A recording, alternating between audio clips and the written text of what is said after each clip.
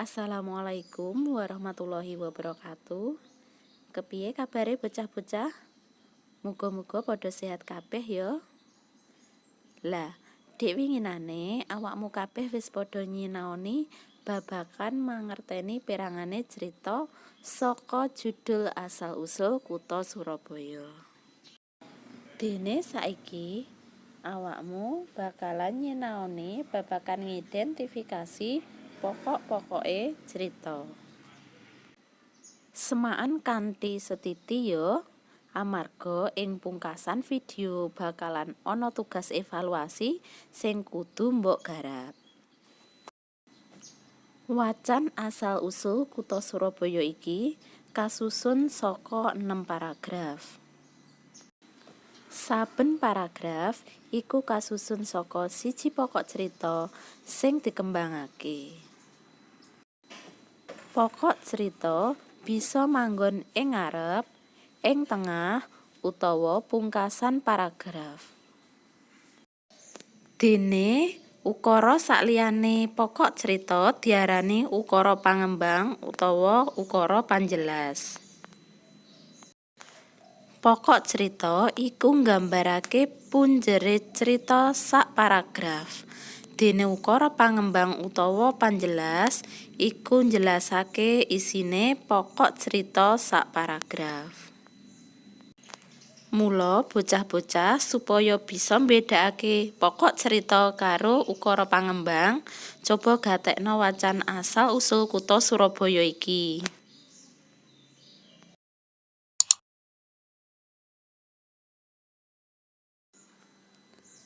Ing paragraf 1, pokok critane manggon ing pungkasan paragraf.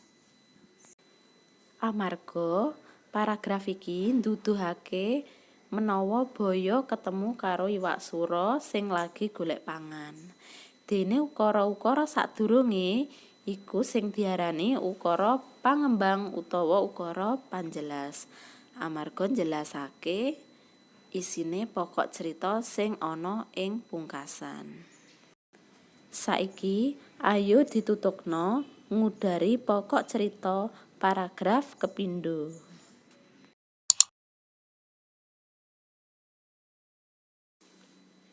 Dene ana ing paragraf kaloro iki pokok critane manggon ing ngarep paragraf. Yaiku amarga rumangsa keganggu, iwak sura banjur ngelingake baya.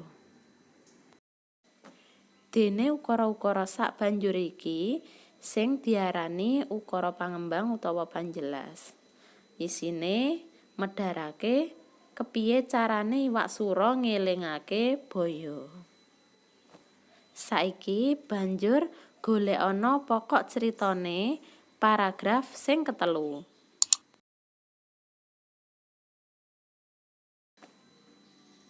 Sing dicah pokok critane paragraf ketelu? Iya, bener banget. Pokok critane ana ing ngarep paragraf, yaiku baya ora kalah banter olehe bengok. Saiki yen awakmu wis padha mudeng, wayahe nggarap tugas evaluasi.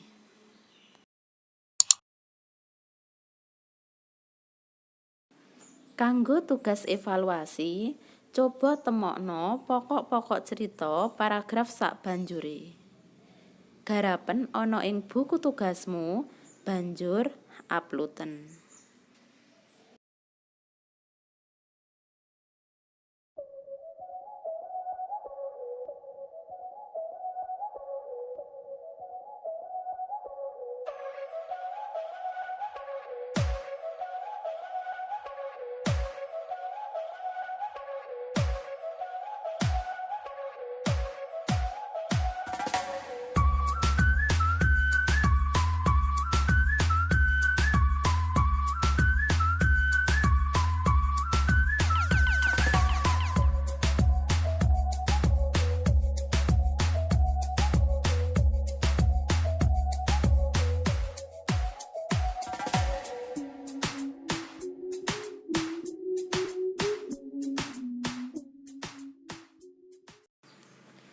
Saiki ayo padha disimpulna bareng-bareng apa sing wis disinau dina iki.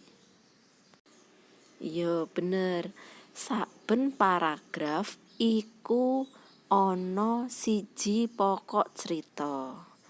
Sabanjure pokok cerita bisa manggon ana ing ngarep, ana ing tengah, uga ana ing pungkasan.